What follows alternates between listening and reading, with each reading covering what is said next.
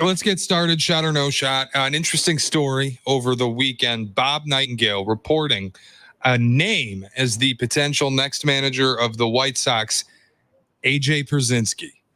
Nightingale reported Pierzynski as a, quote, serious candidate for the White Sox managerial gig, assuming feels like a certainty they move on from Pedro Grifol at the end of the season. Pierzynski has no managerial experience, but obviously had a stellar career on the field for the White Sox. So, shot or no shot, AJ Pierzynski would be a good manager for the White Sox.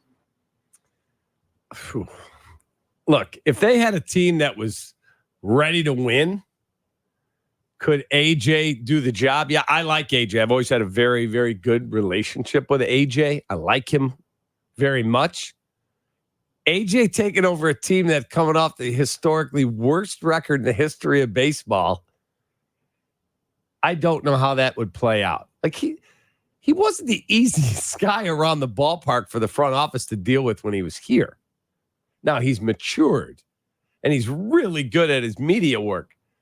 You're going to drop him in on a team that's going to finish up the track. Like you're not going from, 38 and whatever to, hey, they won 90 ball games during the playoff. That's not going to happen. They don't spend money like that.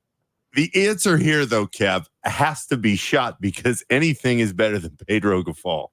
I don't disagree there. Anybody. It just drop Pierzynski, and if he's terrible, go to the next person. My question for everybody is why not, if you're going to run AJ back, let's run Ozzie back. Why not just throw Ozzie back in there? He wouldn't take it. He wouldn't take it? No. Why would anybody want this job, though? I think Ozzie even said on the air, because somebody went to their pregame show, him and Chuck, and asked, would Ozzie take the job? And Ozzie said, I was in it last time, and I think I'm done. His wife has said, you're done. I do not want you managing. No, that's not what I signed up for. I'm done. You're going to be around the grandkids, and we're not doing it. If you're the White Sox, it can't possibly be worse than this year. So who cares who it is? Just try somebody else out and see. Oh, they're going to fire Pedro. That's absolutely. But okay, Pierzynski or anybody else, sure. Give him a year or two, see what happens. It is the most embarrassing organization that there is. And the fact that Jerry said in that press conference that part of the reason he hired Getz is because it would take so long for somebody else to learn the organization is one of the most laughable quotes in the history of Chicago sports. There you go. Okay. The fact that AJ ruffled feathers with the front office, am I crazy that actually makes him a little bit more of an attractive candidate to me? I'm not talking about the baseball side of things. I understand what you're saying, but I look at AJ and I see a guy who's been publicly critical of the owner and historically ruffled feathers with people in that front office when he was a player. Like, at least it would be a conflicting voice in the organization. They have been so inside the box. And so people who will be respectful and do things the White Sox way, AJ feels like a break from that. I would at least like that they're going outside of their usual path with hiring. Yeah, look, you'd have to pay him a significant amount of money to get him out of the broadcast booth. And again, I think he's really good at that. I just don't know what bringing him in here does if you're not going to spend big to try and turn the thing around. And they just don't do. The biggest contract in White Sox history is Andrew Benintendi for $75 million. And you think the Cubs are cheap? What is that team? Well, I lived it with their basketball team, so I've seen it. Nobody who has lived in this city or followed these teams is surprised by the issues that the White Sox continue to have, because when you are run by the Reinsdorfs, historically, they're not going to spend at the same level. And Cap, I listen to you guys all the time. That always is what the White Sox problem seems to be. Hoodie says it over and over. It all leads back to money. They're not going to spend the same way. And if you're a fan of that team, why would you go out of your way to put the financial support behind him when you know it's not a two-way street. Nick, you actually led me to something interesting. You said they're the most embarrassing team there is. So an impromptu shot or no shot, because we talk so much about the Oakland A's and how bad of an organization they are. But I was just reading, in the last 106 seasons, the White Sox have one where they won a playoff series. One season and 106 tries that they've won a playoff series. Shot or no shot, the White Sox are the worst organization in baseball. Wait.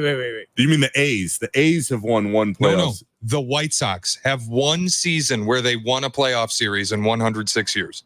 They won 3 in 2005. That is the only season since 1917 where they won a playoff series. I see what you're saying. Okay, yeah, because the A's have won.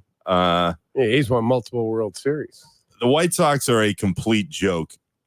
I think they're right on par. They're right on par with the A's. Wow, that is like I know that they haven't won a lot in the post. That's stunning when you put it in those terms. 2005 is the only season since 1917 where they have won a playoff series. The only thing I'd say, having lived out there for a few years, John Fisher is completely ridiculous, the owner of the A's, because he has actively tried to push them out of there, like major league style. He wants them out. He's been trying to get them to Vegas.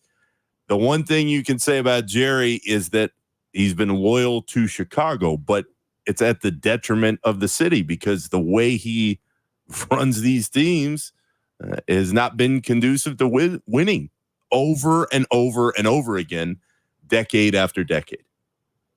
Jeez, unbelievable. Shay. All right, Montez Sweat had to be removed from Bears practice this weekend after making contact with Caleb Williams. It's actually not the first time that he's done this. He made contact with Caleb previously in a camp practice, stripping Caleb on a strip sack. And I guess the report was that he pointed to himself. He took some blame for it. He knew he shouldn't have done that. But he's living on the edge of these rules. He's going full bore, giving seemingly close to maximum effort at camp. So shot or no shot, this is actually a good thing for Montez Sweat as long as he doesn't hurt anyone. I mean, again, are they going full bore trying to get to the quarterback and kill him? Probably not. So, look, he's a stud. He's an outstanding football player, and they're lucky to have him, and lucky that they were able to get him extended for $98 million. So, a good thing, yes and no. It's not that big a deal. He didn't crush the kid, meaning Caleb, but I think it's good for Eberflus just that he got his message across, but right. I don't think it's a big deal on the whole. I don't either. Shay. All right. Well, Ryan Poles was featured in a Dan Wiederer article detailing his plan for Caleb Williams, saying that he has to train Caleb to be more than just a quarterback. He has to train Caleb to be a CEO. Ryan Poles said when he took a GM job, nobody trained him to be a GM. He had to figure that out. He had to learn to lead people. And he put quarterback in that same upper echelon of figureheads with the organization, saying you have an owner, you have a president, you have a general manager, you have a head coach, and then you have a quarterback. My question, shot or no shot, Caleb Williams is more important to the franchise than all of those roles.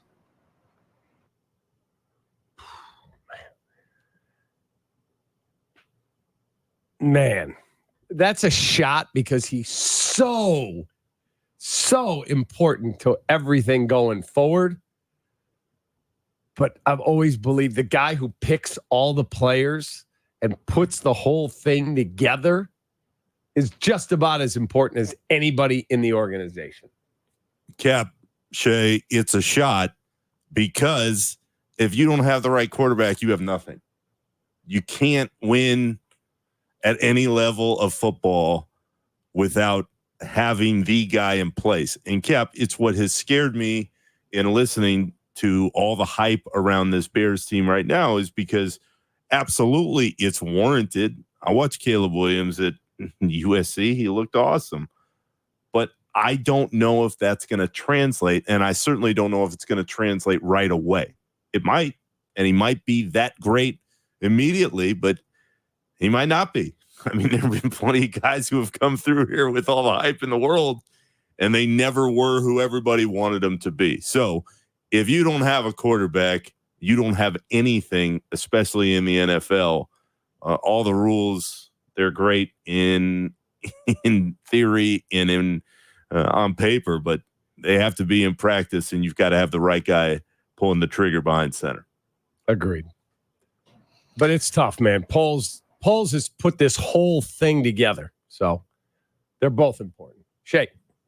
All right, the goodwill we talked about last week with Hoodie of Nate Davis practicing in full to open camp. He showed up. He went full bore in the opening practice. That's all gone. Nate Davis is currently listed day to day, and Matt Eberflus spoke bluntly about the need for players who are available. Yeah, I mean, availability is everything, right, in this league. And so you got to be available to practice. You got to be able to go through hard in terms of, doing hard better during training camp. And that's all part of preparing for the first part of the season, to be able to do that, to callous yourself. That's your individual responsibility to the football team. And when you're not out there, guess what? That doesn't happen. So availability is important at every position. And sometimes guys get injured, and that's the way it goes. And there's some things you can do, but they have to get back as fast as possible. Because to me, there's a lot of competition on this roster. I might be reading into things, but that sounds like a very fed up version of Matt Eberflus, who's kind of sick of dealing with Nate Davis always seeming to be on the sideline. Shot or no shot, Nate Davis is officially a cut candidate. I mean, to go from signing a $30 million deal before last season to a cut candidate, that's why you traded for Ryan Bates, which would put Coleman Shelton in at center. Does that put Connor Williams back in play as a free agent? Maybe. I'd say it's a shot, because if he can't get back on the field, they could absolutely send a message. Shay, I also think it's a shot. And I say that because when you start hearing a pro coach say anything to the extent of availability is crucial and you've got to be out there, that is code for we are pissed off that this player is not out there practicing. Yeah. We need to find a better way. And when that starts happening, you get the messaging from a front office or a coach in that regard. If you're the player. Yeah, no doubt about it. If you're the player. 100%. And the key is how he ended that statement when he says there's a lot of competition on this roster. And Cap just mentioned all the guys you brought in that have an opportunity when Nate Davis isn't playing. Well, if Nate Davis isn't going to be available and somebody wins his spot, what does it do you to keep this guy on the roster who you can't count on when you need him? That's where I start to wonder if they're really sick of this dude. Could you just cut bait? What is the cap ramification? There's got to be some type of a pretty good cap. Signed 3 for $30. Cut post June 1st. They'd save a little over $600,000. Okay, so basically it's a non-factor to your cap. Yeah, he's got 10.75 in dead money, but you actually save money against the cap, just a very small amount by cutting him. If over the cap, what I'm looking at here is correct. So yeah, he's definitely cuttable. Next year, if you cut him, you get back $10 million. So maybe you just keep him as depth and then cut him in the offseason. But that's probably what they do. They keep him now because there's no saving to it. And someone would pick him up in 2 seconds. Yeah. And then after the season, that'll be all, folks. Thanks. Get out. So there you go. You got one more, or are we done? We're done. He's done. He preps to just a certain level. 312-332-3776.